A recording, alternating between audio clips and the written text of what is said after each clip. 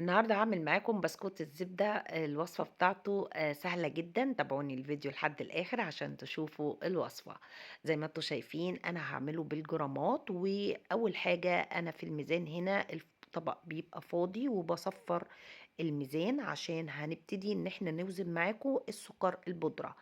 المعيار بتاع السكر البودرة اللي معانا هنا هاعاير السكر لحد ما يوصل ل250 جرام من السكر. زي ما أنتم شايفين أنا وصّلت السكر البودرة ل250 جرام بالضبط.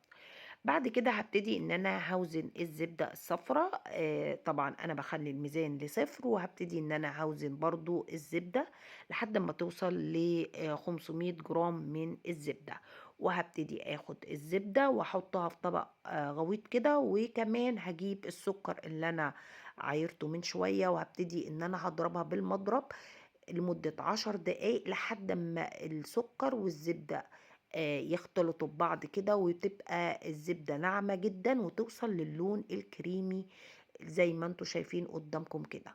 بعد ما وصلت للون الكريمي كده هابتدي إن أنا هاجيب 4 بيضات وهاحط بيضة، بيضة كده، كل ما بيضة تختفي هاحط البيضة التانية، وكمان هاحط ذرة من الفانيليا السايلة بتدّيها نكهة حلوة جدًا للبسكوت. وحطيت هنا كمان معلقة كبيرة من الحليب البودرة.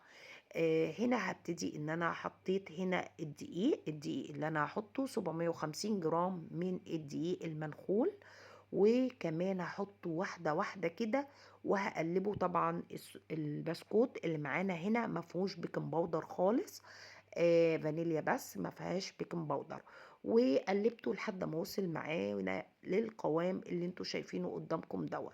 بعد كده هابتدي إن أنا هاحطه في قلب وهاجيب الصينية اللي أنا هاخبز فيها، وهابتدي إن أنا هاحطه واحدة واحدة كده لحد ما خلصت كل الصينية اللي قدامكم ديّة، واحطها على درجة حرارة 180 درجة. والصينية زي ما أنتم شايفين دخلتها الفرن واستوت ومقرمشة جدًا وطعمها حلو أوي، وإن شاء الله تعجبكم. واللي وصل معايا لحد هنا ما ينساش يعمل لايك واشتراك للقناة عشان يوصل لكم كل وصفاتي، ويا ريت تشيروا الفيديو لكل أصحابكم عشان يشوفوا الفيديو معاكم. زي ما انتم شايفين البسكوت طالع هش كده وطعمه حلو جدا، ويا ريت تجربوه. وفي النهاية أقول لكم أستودعكم الله والسلام عليكم ورحمة الله وبركاته.